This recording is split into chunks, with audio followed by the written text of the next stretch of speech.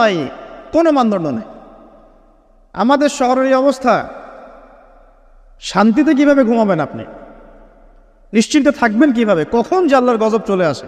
কোরআনে একটা আয়াত আছে, যখন আল্লাহ পাকের গজব আসবে তখন শুধু জালেমদের উপর খাস করে আসবে না। আলেমদেরকে জিজ্ঞাসা করেন, আলেম ওলামাদেরকে জিজ্ঞাসা করেন, যখন আল্লাহর গজব আসবে জালেমদের উপরে শুধু খাসভাবে আসবে না, সবার উপরে আসবে। তা আমি খুব ভালো মানুষ, ওয়াজ করছি, নসিহত করছি, পার পেয়ে যাবো এমন ভাবার সুযোগই নাই। আপনাকে আপনার সাধ্য মতো অন্যায়ের প্রতিবাদ করার চেষ্টা করতে হবে। লাতা'মুরুন্না বিল মা'রুফ, নবীজি বলছেন অবশ্যই তোমরা সৎ কাজের আদেশ করো। ওয়ালা তানহাউন্না আনিল মুনকার, অবশ্যই অসৎ কাজে নিষেধ করো। আও লা ইউশিকান্নাল্লাহু আন ইয়াবআসা আলাইকুম ইকাবাম মিন, অন্যথায় আমি আশঙ্কা করি তোমাদের উপরে আল্লাহর পক্ষ থেকে বিশাল গজব আসবে। সুম্মা তাদউনাহু, এরপর তোমরা সবাই আল্লাহর কাছে দোয়া করবে, আল্লাহ গজব সরিয়ে দাও, সরিয়ে দাও। লা ইউস্তাজাবু দুআকুম, তোমাদের দোয়া